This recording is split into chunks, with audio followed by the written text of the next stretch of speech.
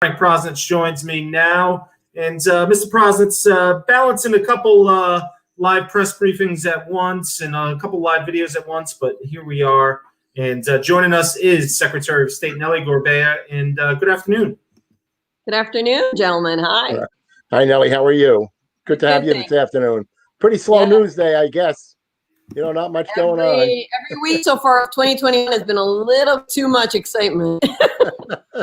Kind of keeps you awake at night. It does.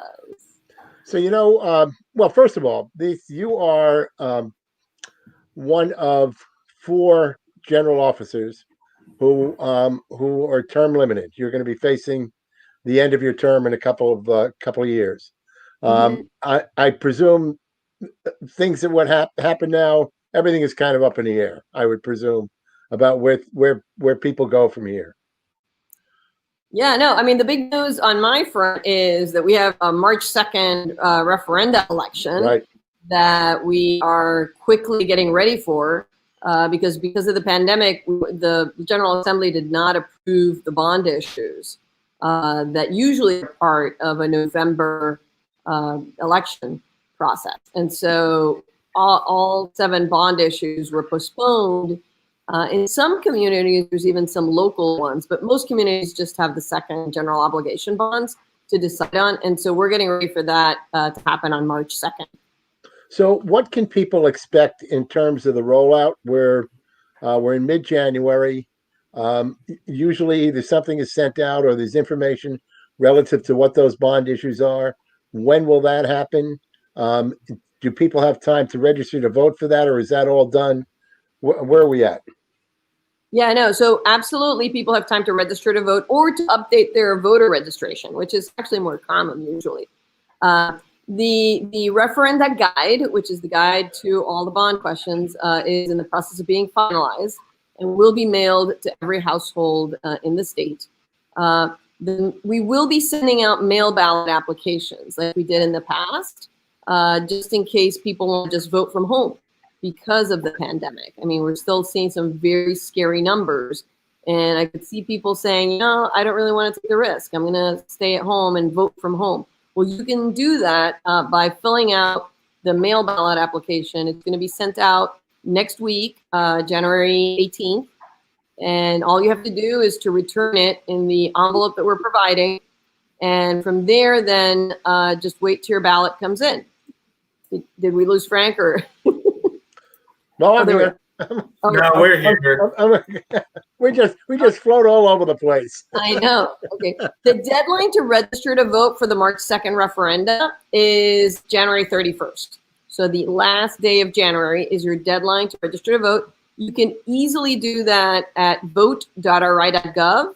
You can also update your voter registration address there.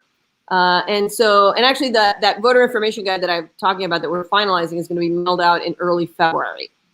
The deadline to apply for a mail ballot is February 9th.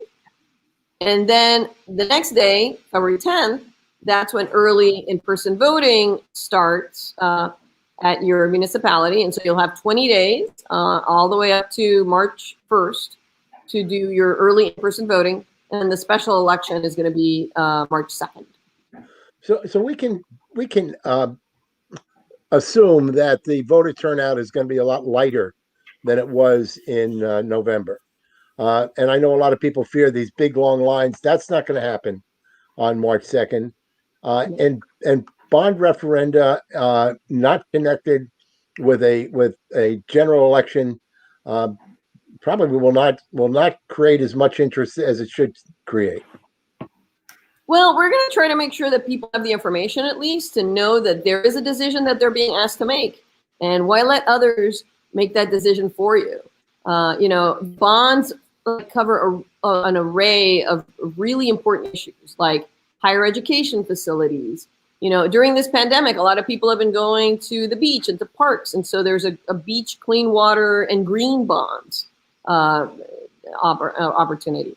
Their housing, people talk about the challenge of finding affordable housing.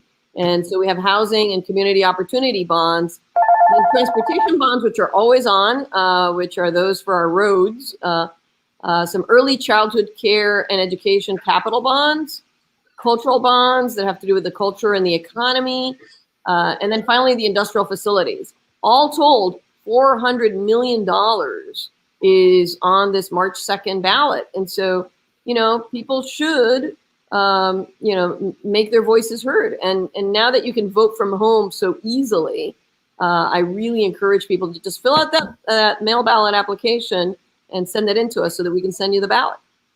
We've always had that option of a mail ballot or an emergency ballot. Do you suspect that as we go forward, this is going to become much more the norm?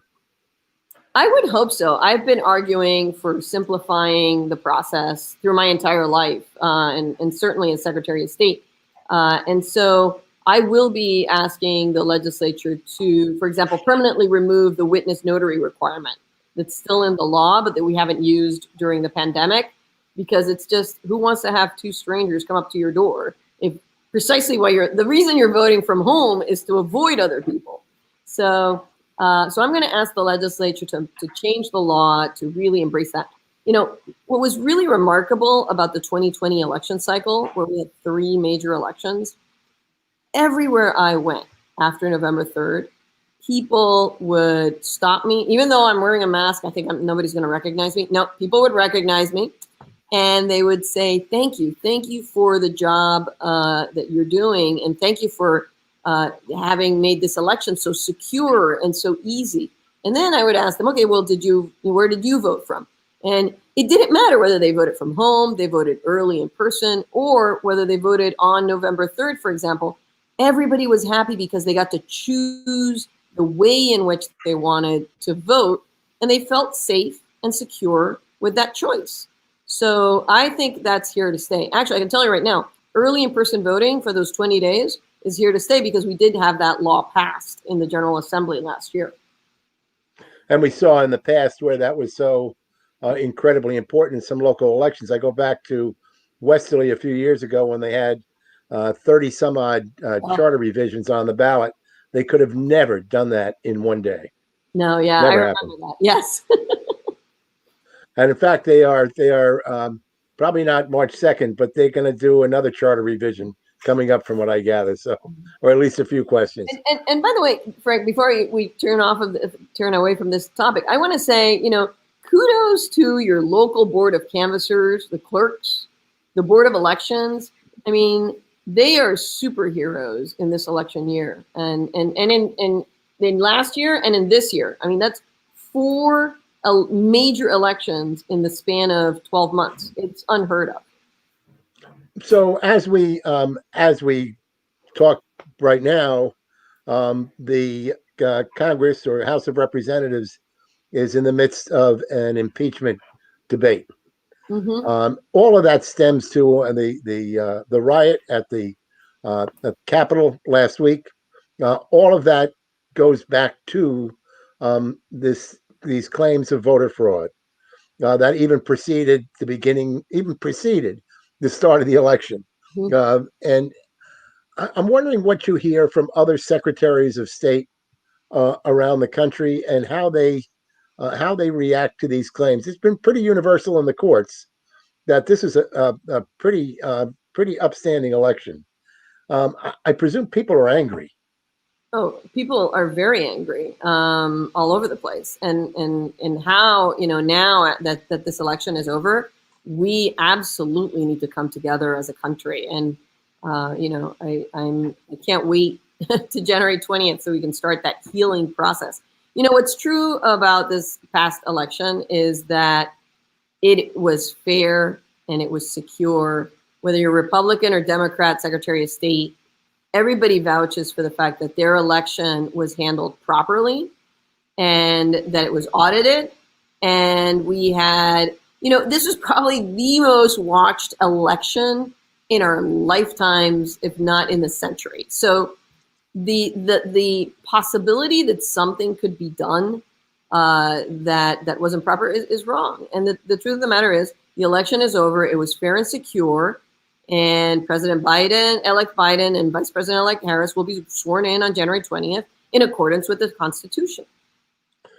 Do you think that as a result of this election, that certain things will become more standardized around the country, or that there may be greater innovations or a deeper look at our whole election system? I hope that, like in Rhode Island, many other jurisdictions adopt those measures that made it easier for people to vote safely and securely. We want to have a democracy that has the wherewithal include a diversity of opinions, perspectives, and backgrounds. That has been one of the challenges, I think, in getting to today, is that people don't necessarily feel that they've been heard. Well, that has happened now, and we need to move forward. Part of it, and it certainly is not here in Rhode Island, I don't think, is that in parts of the country there have been greater efforts at voter suppression, whether it be, I believe, on a reservation, an Indian reservation in either North or South Dakota, where they were requiring some kind of an address demands that were impossible to meet, or whether it be spacing out these drop boxes, if you will. I looked at it in Texas and I realized how many of them were actually these counties were the size of Rhode Island. Be one box for virtually all of Rhode Island. But things that are, I thought our system was supposed to encourage the broadest voting possible, and it seems that often we're doing otherwise. Yeah, I mean, I'm very proud of Rhode Island in how we've been able to increase access to voting at the same time that we've made it a lot more secure and we've bolstered the integrity. This past election cycle, not only did we give people safe and secure options for how to vote, but we also had an audit process for the voting that is considered the gold standard in auditing of elections. So there's been an amazing amount of progress that we've made. Now, it didn't all happen this year. I've been working at it for a good 5 years straight. From the minute I came into office, and I improved the servers and the technology. We bought new voting machines. We have the electronic poll books. We passed online voter registration, automated voter registration. All of these steps enabled us to tackle the pandemic in a way that delivered the election that Rhode Islanders deserve, and that honestly was an example versus where it was in the rest of the country. One of the areas where I think that people have recognized the work that you've done is pretty much in cybersecurity, with a number of areas. Maybe you can elaborate on that a little bit. Yeah, no, it was, from the minute the Department of Homeland Security said they would be available to the states to, check and see if our systems could be penetrated or hacked or, they were secure enough, I volunteered. I want to know very quickly. I found it odd. There were a couple of my colleagues that didn't want the feds doing that. I'm like, no, absolutely. I'll take those amazing resources. And we were able to strengthen our cyber position. We also did things like completely rewriting our central voter registration database. That database was 15 years old. It held up pretty well, but it was not to modern security standards. So we went ahead and did that. And did it, without a problem, launched it, flawlessly right before the election. And I'm proud of the work that my team has done to make sure that we're as protected as can be, and that we have the ultimate safety net, which is we've got backups. So because it's not a question of, preventing a hack, it's basically saying, it's going to happen someday. What are you going to do the minute you know that you've been hacked? Well, if you've got backups, you're then resilient. You can absolutely move forward. So also today and going on is, in fact, we've got this changeover that's going to happen within the next several weeks from Governor Raimondo to Governor McKee. Yep. What are your expectations about how that would impact anything, or do you think it's just going to be pretty much the same kind of policies and direction that we've been going just under, and maybe even if a gradual change more towards a McKee personality, but whether this is how smoothly it will go and how it might impact other things in the state that you may be involved in. I mean, I like many Rhode Islanders, wish upcoming Governor McKee the best, right? We're in a very, very tough spot as a state. Governor Raimundo has done a really fantastic job under really, really trying circumstances. And of course, I have to say it's a credit to her, and we as Rhode Islanders should be proud that she's been now tapped to be Secretary of Commerce. I expect to have the same cordial relationship that I've always had with Governor McKee. In fact, I called him over the weekend to congratulate him and wish him well. Secretary, there are some lawmakers calling in these words at this point might give you nightmares, but for a special election to replace the lieutenant governor. How excited are you to host 3 elections within a year? Hey, we're up for it. And I have to say that I do believe that should be re-examined, that appointment process, because an elected leader should be elected by the people. And I understand that you're heading off to a swearing-in ceremony, so we can't keep you too much longer. But how exciting is it for that, and who are you swearing in today? Well, we have 2 state reps who were unable to join us. Representative-elect Barbara Fenton Fung. So she's the one I'm going to be swearing in now at 2:30, actually virtually. And then Representative Grace Diaz was ill with COVID and was still in the quarantine. She's recovered, but still was during the quarantine was when the inauguration happened. So I'm also going to be swearing her in, and I think that's the last of them. Can I ask just one last? Yeah. Can I ask one last quick question? Yeah. What do you have on your legislative agenda this session? So I want to make sure that we memorialize that change in voting from home. We absolutely have to streamline that process and not go back to asking people for 2 signatures and a notary when that's really not the security of the election. I want to also look at things that we can do to continue to promote a really healthy business climate. That's going to be top key issue, as we're coming out of the pandemic. So those are some of the things that we'll be absolutely working on with the legislature. Very good. Excellent. Thank you, Secretary. We appreciate it. Thank you for being with us. And good luck with the swearing-ins. Thank you. It's great to you. Take care. Next time around, I'll have the background with the vote on it again. We'll talk again before the special election. Right. All right. Secretary, thank you very much. All right, Mr. Prosnitz, despite all the technical issues, we got it in. There we go. And interestingly, just one of the things, and it's much too early and not the appropriate time to ask the Secretary of State, but prior to Governor Raimundo being named or nominated to the Biden cabinet, we had 4 general officers who were term limited: the governor, the lieutenant governor, the Secretary of State, and the general treasurer. All but the governor, of course, was term limited and leaving. The other 3 had been viewed as candidates for governor, along with the mayor of Providence. And you kind of track some of those from campaign finances. The lowest in those numbers was the lieutenant governor at a little over 100,000.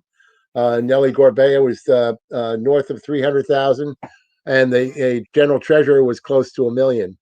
All of that now kind of gets thrown up in the air because Lieutenant Governor McKee will go into the next election as an incumbent, and that carries with it a lot of opportunity for fundraising, and of course a lot of opportunity for recognition and to be able to play on that. So it'll be very interesting to see how all of this weighs out and where these people go, because they're all gone out of those positions, and I'm sure they all want to have some role in government somewhere. We'll see what happens. That's it. All right, Mr. Prosnitz, well, I thank you for organizing this chat. We should let people know that obviously we have reached out to all of the newsmakers of late, the governor, the lieutenant governor, Congressman Cicilline, and we have provided them with the opportunity to join us for a chat like this, and we hope they will. And just to update you, I've heard back from Lieutenant Governor McKee's office, and I've also heard back from the General Treasurer's office, not with particular dates, both of whom promise to get back with us dates, so we should have them on within the next week or so. All right, excellent. Well, I appreciate it, Mr. Prosnitz. Well, thank you, Ryan, and thank you all for viewing. If you And missed of this, course, I have to note this. This could be one of the few broadcasts where neither of us are wearing a hat. No hat. I know.